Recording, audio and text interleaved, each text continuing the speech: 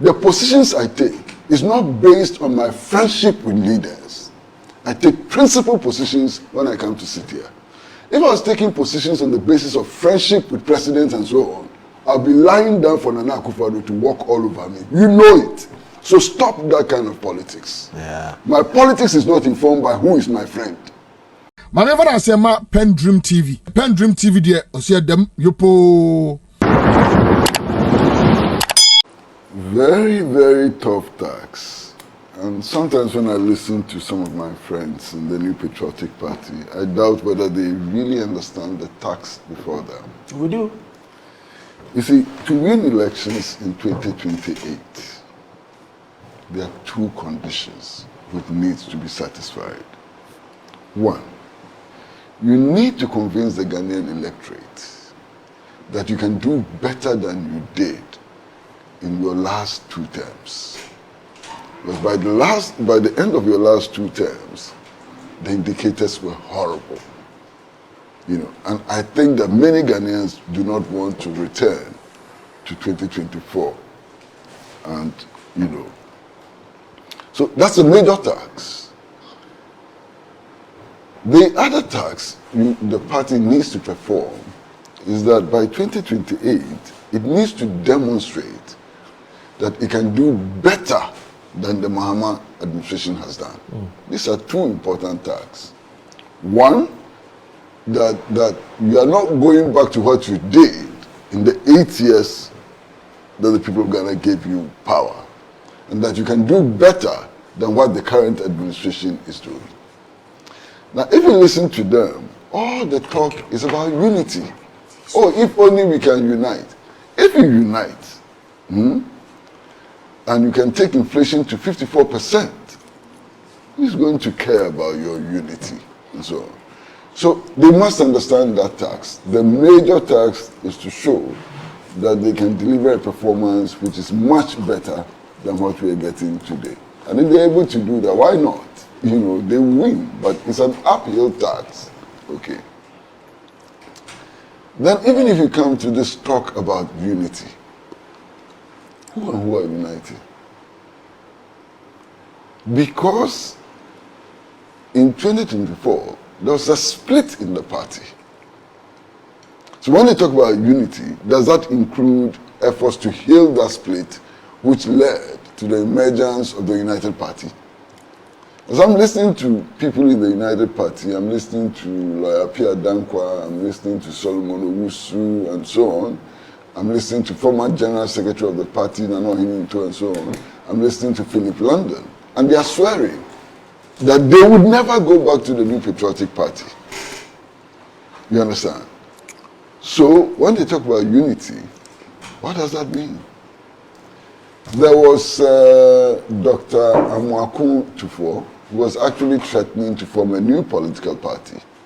When they talk about unity, does that include people like Dr. Amwaku Tufo, who are not with Alan, who are disgruntled, and who don't want to be part of the New Patriotic Party? Does that include them? Now, when they talk about unity... Oh, you mean the political science guy? It's not Amwaku Tufo, it's Amwaku Dr. Amwaku something. Yeah. Whatever his name is. Yes. But I get it. Yeah. Yes.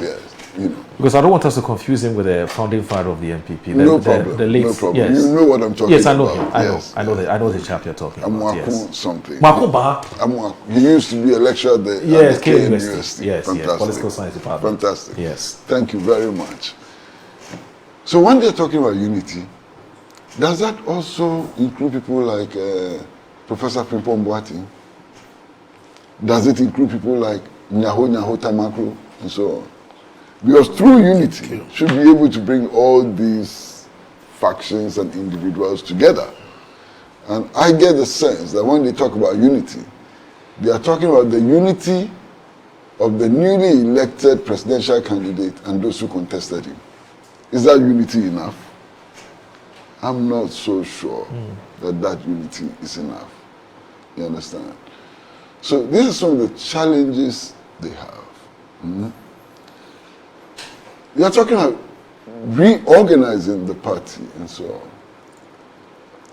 on. One of the things that they probably have to do is to also begin to rethink the way in which they communicate. And I'm sure that my brother is here and he would understand what I'm talking about. How do they communicate? This tendency to talk down to people, you know, and so on. It didn't work in the past, and I don't think that it's going to work now or in the future. So these are some of the elements that they have to grapple with when they talk about positioning the party to win elections in 2028. You know, I mean, not too long ago, you will remember one of the persons who was talking about resetting the agenda for the party and so on actually made a statement to the effect that his wish is for the current government to fail. And that if the current government does not fail, their chances of coming back to power will be limited. You remember that statement? You discussed it on the show the other time. That's a most irresponsible statement. What does it mean for the current government to fail? It means worsening the hardship that face our people and so on, you know. So one would expect that in their public engagement and so on, they'll be talking about positive things. They'll be talking about how to alleviate the sufferings of Ghanaians. They'll be talking about, you know, the crisis in Burkina Faso and what it means for Ghanaian agriculture and industry and so on. That's the way to mobilize people, not to publicly announce that they are praying for failure and more suffering for the Ghanaian and so on. So they have a lot of work to do. But I see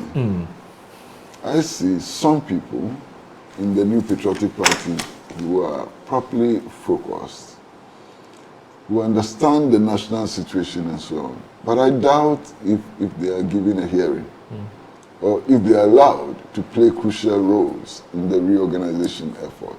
You know. But if you have a situation where Kwesi wants to... Well, first of all, I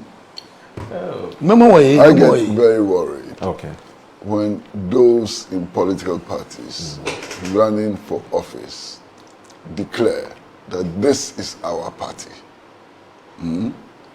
Suggesting that they can decide everything by themselves and do everything they want because it's their party is not true. Right. One, political parties are public institutions seeking the mandate of the people to manage public resources. And therefore, every Ghanaian has an interest in how political parties function and manage themselves. Because ultimately, these political parties are going to seek a mandate to control our lives for 4 years. So every Ghanaian, whether they are members of the parties or not, have an interest in what happens in the political parties, all the political parties. And I think that's an important point to make. The second point to make is that in the reorganization of the New Patriotic Party, I think that they should confront reality rather than bury their heads in assumptions and so on. So my brother posed the question whether I believe that this government is doing well. What I believe is neither here nor there, it's immaterial. Where is the scientific evidence on the performance of the current administration? And go to all the opinion polls. All the opinion polls suggest that the vast majority of the people of Ghana think that this government is doing well. That is where you have to start from, not individual opinions, not what I think or don't think. Take Global Info Analytics. See the statistics, see the data, and then deal with that. Because the data is that the vast majority of the people of Ghana are happy with the performance of this administration. There's an IEA one. There's an IEA one, all of them. That came out just last week. So what I think is not important. Deal with the reality. And the reality is the aggregate of views of Ghanaians, which is reflected in the opinion polls. So that's what you deal with. Can I come in? No, please, I haven't finished. Oh, go ahead. But if you want to come in, I can keep sorry. quiet. I thought you had done. It's not a problem. Forgive me. And then, my brother, you make reference to the artificial management of the economy, and I'm confused. What is the artificial management of the economy? What does it mean? I've never come across that expression, artificial management of the economy. What is it? So I'm lost as to what is being spoken about now. Now, you see, in assessing the performance of a government, you don't just take one sector and then based on the evaluation of that sector, come to a conclusion about the performance of the government. So even if everybody agrees with you, even if everybody agrees with you that the cocoa sector is badly managed, it doesn't mean that the government is doing badly, because there are other sectors which could improve. Now, there's reference to utility, the cost of utility to citizens. How is that a problem for this administration? I doubt. The last PURC review in 2024 left us in no doubt that utility cost was going to go up in the years ahead. It's not new, we have been expecting it. Nothing has happened which is extraordinary with regards to utility costs. They've been going up over the last 10 years and more, every year. There's no year where utility prices have come down. So to use increases in the cost of utility to citizens as a basis for calling for regime change and so on is a bit unwieldy. It doesn't add up. You understand what I'm saying? It doesn't add up. That's a problem. Now, with the cost of living, again, the data is the Ghana Statistical Service has a lot of data. The Bank of Ghana has a lot of data and so on.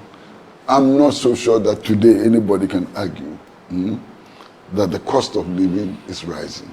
What you can do is to pick the prices or cost of certain services and goods and say that they have gone up.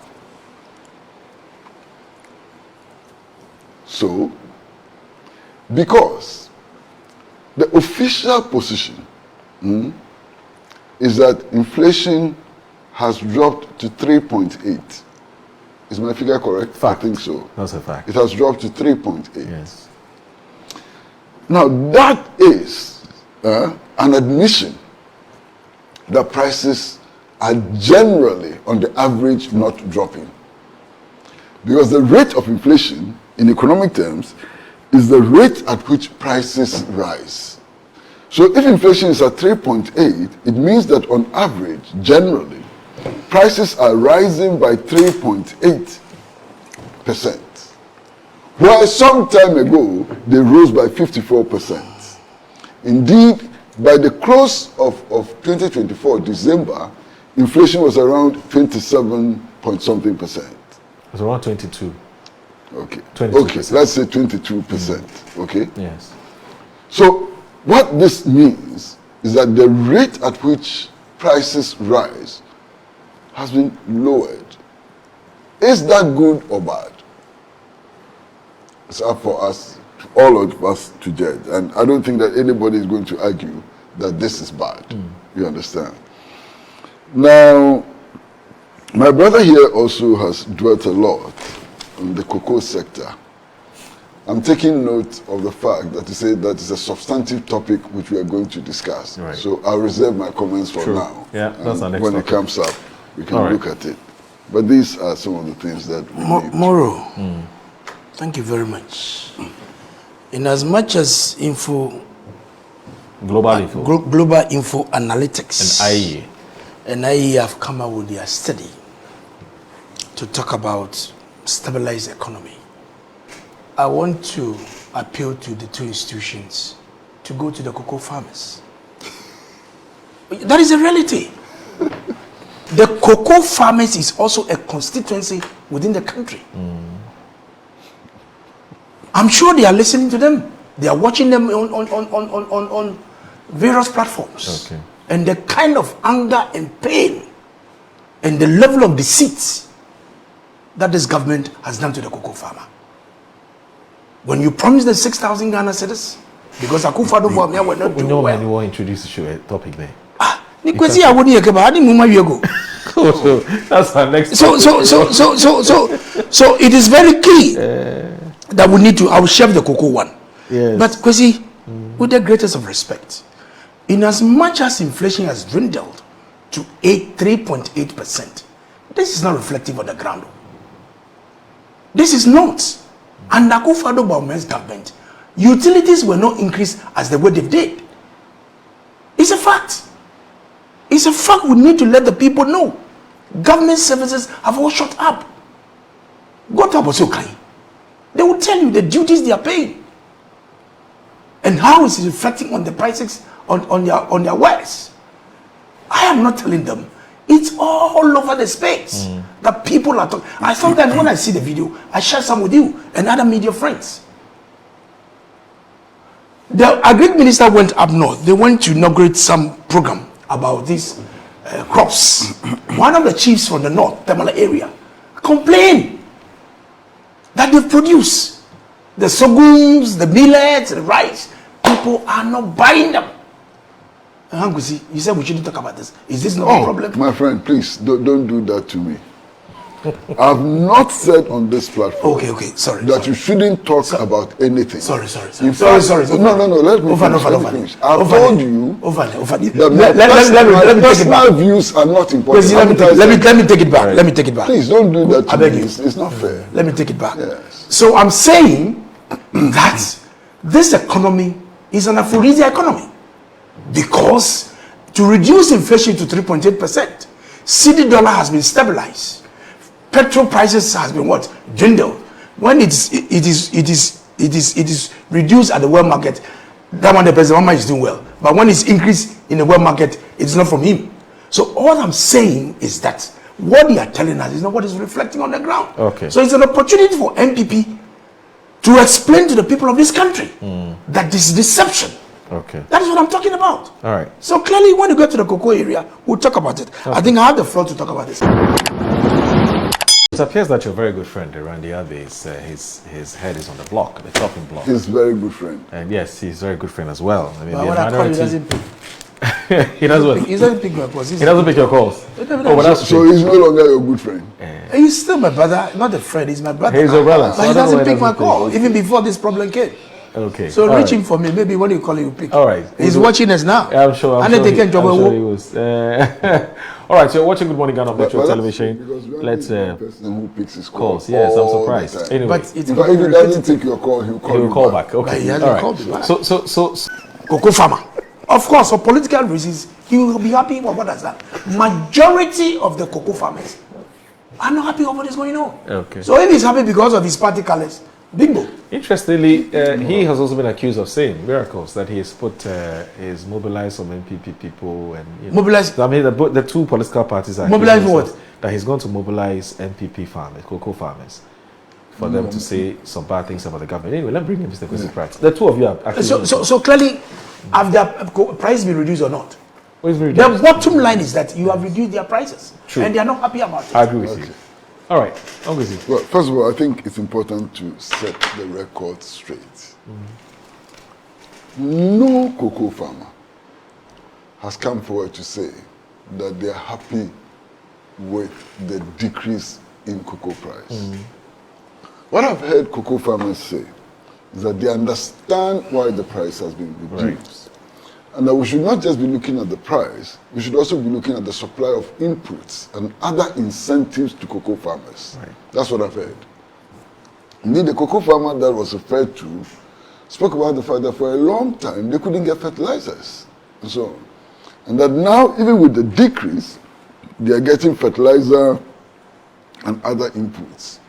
Spoke about the fact that roads to their farms were inaccessible. There's one farmer who actually said that, look, their farms were being destroyed by galamseyers and so on. Now, in his district, he sees a marked improvement in the fight against galamsey and so on. So this is what the cocoa farmers are saying. Right. Some cocoa farmers are saying. You know, don't let us assume that cocoa farmers are idiots. They are not. Yeah. Indeed, it is their sweat and toil which makes us survive, you know, as urbanites, whatever, you understand? So I think we should quote them properly. Right. Now, Moro, this is not the first time in our history that we come face to face with cocoa politics. It happened before in Nkrumah. Okay. With very devastating consequences for the country. Maybe you don't remember. Okay. But you see, during the Nkrumah era, I think it was in the early 60s, the cocoa industry was hit by the swollen shoot disease. And the remedy was for government to cut down the cocoa trees so that the infection is limited. The opponents to Nkrumah, the Dankwa Buziaists, jumped on this, and this is a historical record, I'm not making it up, and instigated cocoa farmers against the Nkrumah government. And they did it in some way, without regards to scientific analysis and so on. Blamed Nkrumah for the swollen shoot disease and so on. Eventually, this was one of the reasons that was given by those who truncated the Nkrumah government, leading to the kind of disaster that we continue to suffer today. So this is not the first time that we're having cocoa politics. We've had it in our history before. The historical reference is important. Now, today, I am so surprised that anybody who knows about the cocoa industry can claim that the crisis in the cocoa industry is caused by Randy Abbey. And that all this is happening because over the last few months, Randy Abbey became the chief executive of the Cocoa Marketing Board. Where is this coming from? I mean, so strange, unbelievable. To the extent that they are holding press conferences calling for the removal of Randy Abbey. And how is this tenable? And I'm happy that Titus has distanced himself from that call. Because that call doesn't make any sense. Moro, before the NDC came to power in 2025, over a period of about 4 to 5 years, on this very platform, we have been discussing the cocoa industry. One of the issues that we discussed consistently was the fact that many of the indigenous LBCs were collapsing, and that cocoa buying had become the preserve of foreign LBCs. It's a matter that we discussed here long before the NPP left power. Right. That's one of the problems, you understand, and I can go into a lot more detail. One of the issues that we discussed here was that cocoa production had reduced, had fallen by about 50%. For two reasons, two main reasons. One, diseased trees. Cocoa trees were becoming diseased. They needed to be cut down in order to be replaced with new plants and so on. We discussed that here. That was one of the problems confronting the industry. The second problem confronting the industry was simply that galamsey had led to the destruction of many cocoa farms, and production had been reduced by about 50%. Okay? Now, we have been doing forward sales of cocoa. And the reality is that because production was dwindling, we were not able to meet all the commitments that we had made. So there were a number of years in which we couldn't supply the cocoa that we had contracted ourselves to supply. So as the price started going up, we were earning less than the world market price because of forward sales. The cocoa industry was losing revenue. Cocoa Marketing Board was losing revenue. The Ghana government was losing revenue as a result of this forward sales as well. Because you've locked yourself in. You've locked yourself in. You can't do anything.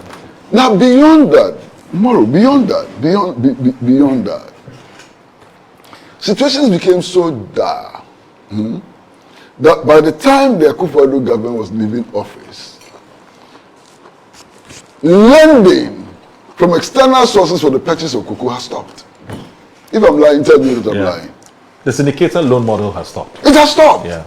So we're now scrambling to find resources in order to pay for the cocoa that we were purchasing. By the LBCs. Yes. They had to go and find the money to go and buy the cocoa from the farmers. Exactly. Yeah. So there was a huge problem with financing cocoa purchases by the time the NPP was leaving government. True. Okay. Now, also, the value addition in the industry had suffered tremendously by the time the NPP was leaving government. That suffered so badly, you know. Coupled with this is overstaffing. Have you seen the staff list? Yeah. Have you? Overstaffing has become a huge problem in the cocoa marketing board. You know, everybody was being placed there, and so the Mahama administration came to power and wanted to do something about it, and a lot of pressure was put on them, and they quickly retreated and said anybody at post, stay at post, and so on. Even though the government was finding it tremendously difficult to find the resources to pay the workers. In fact, one official of the cocoa board publicly stated that if you look at their budget, they were spending more than 2/3 of their total budget on staff emoluments. So the crisis was there. It is not a Randy Abbey created crisis. This crisis existed before Randy Abbey became chief executive of Cocoa Marketing Board. If I lie, tell me. The two of you, if I lie, just tell me. You understand? This is the situation. Now, the price, the producer price of cocoa has been reduced. And that's a fact. It has been reduced. Why? If you reduce the earnings of anybody, any people working in the sector and so on, it is painful. Yeah. You understand? It is very, very painful. Yeah. Okay? So nobody can say that, look, the cocoa farmers should accept it. It's okay and so on. Even though there are other factors that we have to look at. And what are the factors that we have to look at? All of us are saying that we are happy that the exchange rate has come down drastically. It went all the way up to 17 cedis to $1. Now it's come down to a 10 point something to $1 and so on. What does that mean? What that means is that when you export your cocoa, the cedis you get for your export is reduced. Am I lying? Yeah. If I'm lying, tell me that I'm lying. That's it. If the exchange rate improves, if the cedi becomes stronger, it simply means that when you export your cocoa and you get paid on the international market, the equivalent in cedis is also reduced. True. As a result of improvement in the cedi rate. Absolutely. We need to factor that in. Yeah. You understand? And then this discussion would ultimately end up in the purchasing power to the farmer, the purchasing power of what is sold, what the farmer sells and so on. But that's one point. The economists call it the real income. Thank you. Thank you, Yes, my the brother. real Thank income. you. Master, in addition to this, and I'm listening to the farmers, and of course the farmers are divided. It does appear that there are some farmers who strongly support the NPP position, and there are some farmers who say that they understand the situation and so on. Why? You know the crisis of fertilizer for cocoa farmers. You know that. Right. Master, the crisis of fertilizer for cocoa farmers. Yes. Should I repeat it? No, you don't have to. I think it's public knowledge. At a certain point, we knew that the farmers were not getting fertilizers. They were not getting the inputs and so on. And they made so much noise. Now, not me. I don't know the industry. I haven't visited a cocoa farm in the last 10 years. I don't know. But I'm listening to cocoa farmers and they say that now the inputs are coming. Yeah. I'm sure you've heard them. Yeah. You've seen the tapes and so on. So it means that there is some improvement. Now, be that as it may, who will be angry if it was possible to pay the cocoa farmers 10 million cedis per bag? Who will be angry? Nobody. Who will be angry? Will the cocoa farmers be angry because we are paying them 10 million cedis per bag? No, they won't be angry. But if you are responsible, any responsible citizen who is calling for increasing the producer price of cocoa should be telling us where the money should be coming from. Otherwise, it is irresponsible. Pay them, pay them. Where is the money coming from? What in the national budget should we sacrifice in order to pay cocoa farmers? And if you're able to come and say, look, this expenditure is not worth it, this expenditure is useless, and that we might as well divert this expenditure in order to pay cocoa farmers, then we are making sense. Then we can come along. But simply shouting, pay them, pay them, pay them, and so on, it's a bit problematic for me. It doesn't sound very responsible for politicians to just be shouting, pay them, without showing us where the money is going to come from. I hope I make some sense. I follow. You understand? I follow your argument. Because clearly, the indicators are that even in dollar terms, the purchasing price of our cocoa has come down. Yeah. Even in dollar terms. If you come to add the significant improvement in exchange rate, the cedi's exchange rate and so on, the cedi value also comes down again. So what is it that we can do in terms of balancing our needs, our aspirations and so on, in order to be able to generate sufficient resources to pay the cocoa farmer what is decent? Then the question arises as to what really is decent. Right. And so on. We have to address it and stop this populism. You understand? Because what we're doing essentially is populism. You've seen the weakness, you've seen the government struggling to find resources to pay cocoa farmers. Let us dip in there and deepen the crisis in the hope that we come to power. That's irresponsible politicking.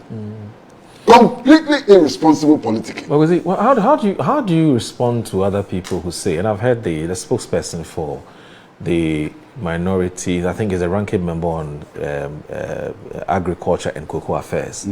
Now he says that the government should take the blame for bringing the cedi, or sorry, for appreciating the cedi, because that is what is hurting, is one of the things that's hurting the cocoa farmers. So the government must take full responsibility for that. Fantastic. No, really fantastic. Yes. So why did you strengthen the cedi? fantastic. That's what I'm saying. So the opposition is angry with government for making the city stronger. Yes. Okay. What do you want me to say? Okay. No, do you want me to say anything? No, you don't have to. The opposition is saying that we are angry with government for making the city stronger, Yes, and that the city should have remained very weak. They warned the government against bringing friends appreciating the city. They said they warned the government, and that it was going to hurt exports. Well, I'm not saying it. Yes. Did I say it? No, you didn't. They are saying it. Yes. That we should whip the government for making the city strong. Everybody is listening. Okay. Everybody will make their own judgment. All right. All right. Moro. So let me do this. Let me read a few messages. Before you read the messages. A few messages that I can bring you in. Let me bring in the viewers. Because we actually have just 5 minutes to go. I beg you. Let me bring in the viewers. We've been talking for almost two and a half hours. Yes. I will surrender it to To him. Titus. Okay. All right. So Eben says that Moro, I agree perfectly with Uncle Pratt's submission that Dr. Randy can't be blamed at all. Randy should rather stay and bring more reforms to the sector. The NPP noisemakers should give us a break. And in fact, Moro, who says that it is the chief executive of Cocoa Board who determines the producer price? No, he doesn't. Only an... Oh, no, please don't. Listen, please don't. only somebody who doesn't know about the cocoa industry can come to that conclusion. Anyway, chief executives don't determine the producer price of cocoa. Collins Adomako Mensah says I should say hello to you. Oh, hi, Collins. How are you, my and brother? that he said he's wondering why you would expect me to remember what happened in 1957. No, I don't think he said that exactly. But yes, but I get it, Collins. I get it. Kojicho Mbafo says that, look, Moro, it's very strange to me that Joseph Boahin Edu was the chief executive officer of Cocoa Board for 8 years. After he left office, his son has now become the arch defender of his tenure in office. Can anyone remind me whether they have seen sons defending the legacy of their fathers after they have left office? Also, is it true that in 2023-2024, cocoa farmers weren't paid for 9 months? Did the NPP hold press conference asking for the CEO to be sacked? Kojo Chumbafu wants to know. Alhaji Hamza from Pig Farm says that, Assalamu alaikum, my brother in Islam. It is sad listening to the functionaries of the NPP and minority group in Parliament speak about the crisis in the cocoa sector. I hear the minority calling on government to borrow to settle the cocoa farmers. My brother, the reason behind the idea is to force the government to go back to the IMF so that they can use that as a campaign message. I will call on cocoa farmers to bear with President Mahama, and very soon their problems will be resolved. Moro, Randy is not going anywhere today and will not go anywhere tomorrow. They should give us a reason for him to go. That's from Hamza. Now, this one here from Kwame Saponasedu from the CDD, a very good friend. He says that inflation is 3.8%. This means prices are increasing at an average of that rate compared to last year. Can Honorable Titus tell us the percentage by which the items he quotes have increased by his view? Can he then check by what percentages those items have increased as per the inflation report released by the Ghana Statistical Service? Based on that, can he explain what he means by the inflation rate doesn't reflect? Hopefully that will make me get his point. Now, Kwame Acidity says that, good morning. The current cocoa reduction is largely due to falling world market prices and inherited debt by previous government. And many farmers are satisfied despite the reduction because they receive free fertilizers and agrochemicals. And it's a special greeting to Dr. Adam Sebefia, incoming NDC National Vice Chair. And this one here from Kofi Apenu says that please tell Honorable Glover the Ghanaians have read in between the lines. Bamia would soon be dragged before the law. The bottom-up election of him is to be used in his defense. They would say because the NDC knows he would win the 2028 election. That's so they want him imprisoned. This is all the bottom-up approach was meant for, nothing more. Kofi, look, if this guy will give them this loan, they can't pay. And that's why they floated, they applied, but nobody was ready. They never applied. No, they said they did. They did. Master, they They never applied. In fact, they did. I have listened to Randy, what do you call it? Randy even said it. Brian. Echampo. But Echampo saying that giving the reason why would not go for the syndication. No, they tried. Because of the cost involved. I heard Brian clearly. So question now is, clearly. Anyway, that was the more reason. But is it not good? It's not good that you not go and ask them to pay you. It doesn't make sense. And supply the Look, it doesn't make sense. Obviously, we have to. After running the cocoa industry for so long, yes, we need loans to purchase cocoa from farmers. That policy is a bad policy. Right. It doesn't make sense at all. Right. You understand? Right. But nonetheless, we could not qualify for the loan because of the state of our books. It's as simple as that. Okay. Mr. Kwesi Pratt, I want to thank you very much for joining us, and it's been a very interesting conversation today. And special thanks to Titus Grover. Is it? Thank you to my godfather. Special thanks to Titus Grover. Thank you for having the nerve why to stay through this discussion, stay with some vim. You know, I mean, that's why he's here to defend his party. And his government. Because if it's in Akufado's time, I know Kwesi, they will be so hard on us. But today you are playing safe. No, Master, you want to navigate well, Master, knowing him, Master, knowing Kwesi how he is. So hard Grover. On Akufado Baumia. No, Grover. No, Master, you didn't see that he's dancing around the whole thing. Making sure, Kwesi, please. I know you like the way you know yourself. I know you like the way you know yourself. Yes. So Kwesi, please. Throughout my life, I've never been closer to any president Ghana has had than to Nana Akufo-Addo. Oh, really? Nana Akufo-Addo, I used to eat every day, breakfast and lunch in his house. Wow. I used to see him every day. So what changed? Ask Nana Akufo-Addo, he'll tell you. The positions I take is not based on my friendship with leaders. I take principal positions when I come to sit here. If I was taking positions on the basis of friendship with presidents and so on, I'll be lying down for Nana Akufo-Addo to walk all over me. You know it. So stop that kind of politics. Yeah. My politics is not informed by who is my friend. It's informed by rational examination of the issues before us, and honesty, and a commitment to my country. Okay, see, the same rationality. And this cocoa matter is it doesn't affect. But you know the friendship between me and Nana Akufo-Addo. You know. I know. So how can you make such a claim? So what I'm saying is that, of course, you'll be hitting hard. And that's why I'm measuring you with the same length. This is cocoa matter. You should speak for them. But there's this question that keeps coming up. In fact, since Randy started his media outings or his media engagement, there's a question which keeps coming up because Randy keeps talking about how he inherited a mess. What was bequeathed to him. and Randy together. Pair them on your show. No, Miba. And how there have been some either misappropriation or criminal handling of the state of affairs and things. The question which keeps coming up, and I don't know whether Kwesi can help me with this, but which is that, look, when you indeed came across these sets of facts, what did you do with them? It's a legitimate question. That question should not be directed to Randy. It should be directed to the NDC government. If it's true that all this rot was unearthed in the cocoa board, what did you do about it? Why did you have to wait for this crisis to emerge before you start pointing us to the rot that existed in the cocoa board? That's a legitimate question. Moro. So Abbas, listen. My only input I can make on this matter is that, in fact, when the cabinet met on this cocoa, the emergency cabinet meeting, one of the key points was investigation, forensic audit in the last 8 years. And for me, it should go beyond that. It should go back to the time of President Mahama from 2012 coming, for us to know exactly. But when you limit it to the last 8 years, you're not being fair. Go back from when he assumed office. The last 6 months in 2012, then the 4 years of his reign to 2016, he should go back. They shouldn't do what they call it, limited because investigation. They should go back and they can give us a true picture and stop this. So there's a regular view of our show, and this is about the second time he's asking this question. One, Mr. Abbas up here, he says, "Look, assalamu alaikum, my brother.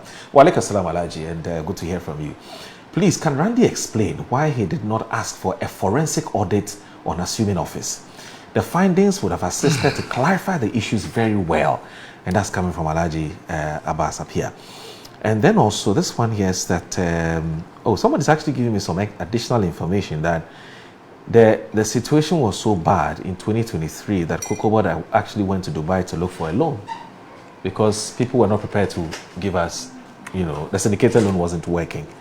And there's somebody who's a player within the cocoa industry. And so, but anyway, somebody J says, "Good morning, Moro. Kwesi Pratt is right. Moro, could you believe that my family owns cocoa farm at Asamankesi area long before my grandfather was born? More under the NPP government 4 years ago, the cocoa was cut down because they needed sand to build a hospital." Now, one of the things that some people fear, and legitimately so, is that the whole idea of people giving their concessions to, illegal, miners is something that they make more money. They make more money. And that's one of our biggest fears. So we need to really get to the bottom of this cocoa thing and deal with it decisively. And I beg the politicians, stay out of it. That's the crowd. Anyway, well, boss, good to see you once again. Good to see you too. Thank you very much. And also, my name is Al Dumoro. Thanks for watching Good Morning Ghana. Let me just say that I'm going to end the show with this. Now, former students of Achimota School are joining us. We're running this school. When is Mr. coming? Okay. I'm told there's some update about this. Let me just quickly look at because I was under the impression I was going to be talking to. Okay, so this Thursday. Okay, actually from Thursday from 9:30 to 10:30. That's from tomorrow, and there's the school's homecoming show. It makes its grand debut on Metro Television in Ghana, and it promises to be nothing short of nostalgic, exciting, and unifying. Now, the maiden edition of the school's homecoming show is designed to celebrate school pride, reconnect old students, relive unforgettable campus memories, and spotlight the spirit that binds us long after graduation. So, from marching band memories to house rivalries, dining hall stories, lifelong friendship. Now, this show will brings the heart of the school experience back to life, and is live on television here on Metro Television. So it's more than just a show. It's a movement to celebrate legacy, excellence, and the powerful networks built within our alma mater. So I'll be joined by Kwesi Kwetia, who's he's man on the beat as far as this big event is concerned. So Kwesi Kwetia will be joining me shortly. But whilst at it, so the conjunction wife is back. He said, "Tell Titus when Motown is talking, Presec should keep quiet, should keep still." Bro, tomorrow is my mother's 82nd birthday. Oh, really? Mrs. Agnes Nanyoko Titus. Wow. So wishing you happy birthday. Wow. Happy birthday, Mom. That's tomorrow. Really, Happy birthday to your mother. Yes. Morning. Last time, no me, Uncle see Pratt in Kemba, get about the shitolu. Hello, something I don't know. No, Malaysia. It's the early morning. Oh, early morning. Okay. Again, you make the best. You are getting late. Chitolu. Okay, come. I beg you. I did do Azumi. I beg you. Yeah. So this was so Dr. Tabako is back. Says, well, congratulate Kwesi on the issue of his relationship with Akufo-Addo. I had the same relationship with him. We can tell him our peace of mind, and he knows that. I know. Yes. Kwesi. I'm not PENDREAM TV. Now, so far so good. Say open online portal e Ghana. Nipa share, nipa follow, nipa comment here. To my best of knowledge, without any biases, PENDREAM TV.